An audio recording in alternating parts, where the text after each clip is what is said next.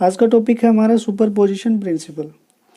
ये प्रिंसिपल क्या कहता है कि किसी भी टेस्ट चार्ज के ऊपर जितने भी चार्जेज फोर्स लगाते हैं वो उनका अगर हम इंडिविजुअल की फोर्स निकाल के सभी का सम कर दें तो टोटल फोर्स आ जाएगी इस टेस्ट चार्ज के ऊपर इन सभी n number of source charges के ऊपर। जैसे ये हमारा क्यू नोट है और ये हमारा है टेस्ट चार्ज, ये टेस्ट चार्ज है, ये हमारा सोर्स चार्ज है।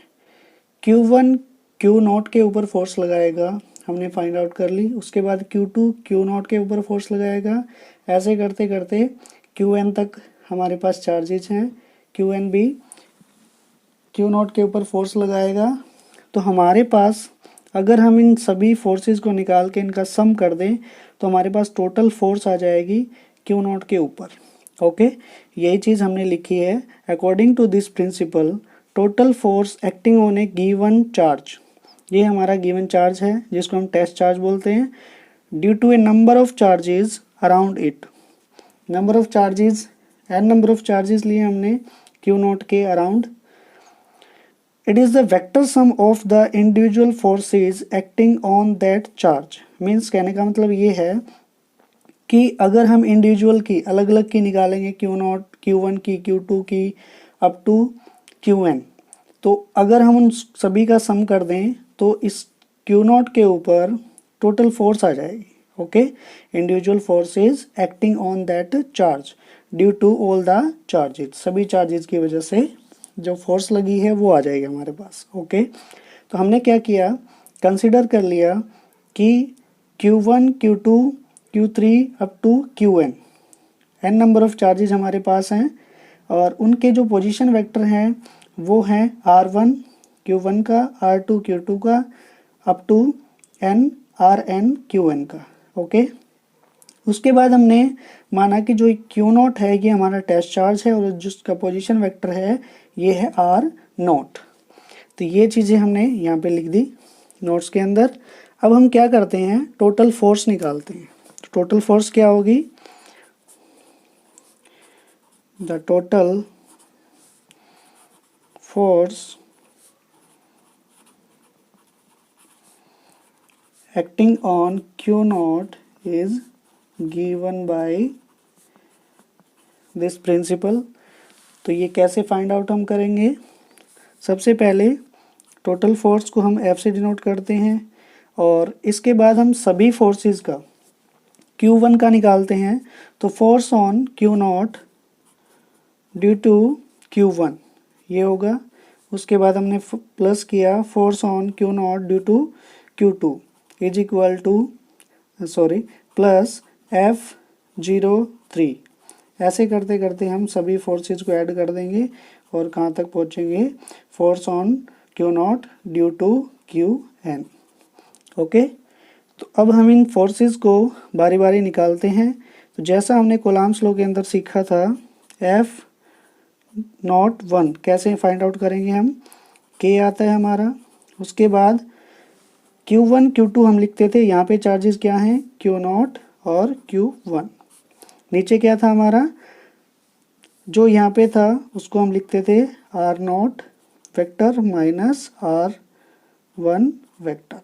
ओके, इसकी पावर थी हमारे पास 3। उसके बाद यहाँ पे R0 vector minus R1 vector. Okay, ये हमारी फोर्स है F01। उसके बाद F02 भी सिमिलरली ऐसे ही हम फाइंड आउट करेंगे कि Q0 Q2 upon R0 minus R2 power 3, R0 minus R2। Okay, ऐसे ही करते करते हम क्या करते हैं कि F03 ये भी लिख लेते हैं एक बार, Q0 Q3 upon R0 vector minus R3 vector power 3। यहाँ पे भी आ जाएगा R0 vector minus R3 vector. ऐसे ही करते करते जब हम चलते हैं तो हम आ जाते हैं F0n पे, F0n पे। तो ये आ जाएगा K Q not Q N upon are not vector minus are N, okay, power 3, यहाँ पे आ जाएगा हमारे पास R not vector minus are N vector, okay. तो अब हम क्या करेंगे, इन सभी फोर्सेस का सम कर देते हैं तो हमारे पास टोटल फोर्स आ जाएगी। तो हम यहाँ पे लिखेंगे total force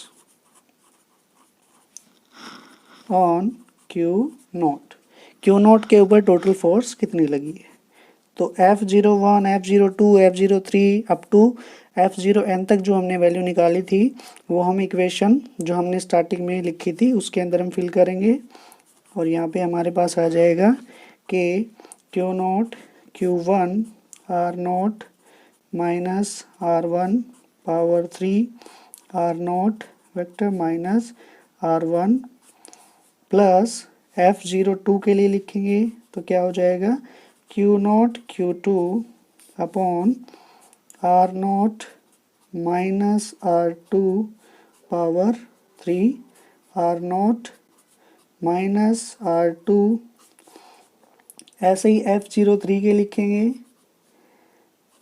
Q not Q3, नीचे आ जाएगा हमारे पास आर नॉट माइनस R3 और यहाँ पे है are not minus R3, okay. ऐसे ही करते करते हम चलेंगे और पहुँच जाएंगे n टर्म के ऊपर के q not Q N upon are not minus are n into r not minus are N, okay. अब हमें ये देखना है कि इसके अंदर कॉमन कौन कौन सी टर्म्स हैं, ठीक है। तो कॉमन कौन कौन सी टर्म्स हो जाएंगी, एक तो k सभी में कॉमन है, दूसरा क्यू नॉट भी सभी में कॉमन है, क्यू नॉट भी हमारे पास कॉमन आ गया। उसके बाद हमारे पास और कोई भी टर्म कॉमन नहीं है तो बाकी हम ब्रैकेट के अंदर लिखते हैं। तो ये टर्म आ जाएंगी हमारे पास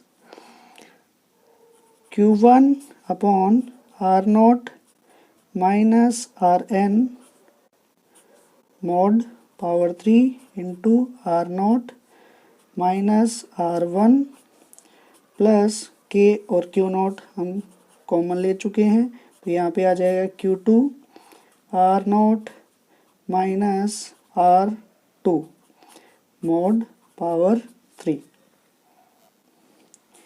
ऐसे ही हम लास्ट टर्म पे पहुँचेंगे, एन टर्म पे Qn upon are not minus are n mod power 3 into r not minus are N, okay, bracket close.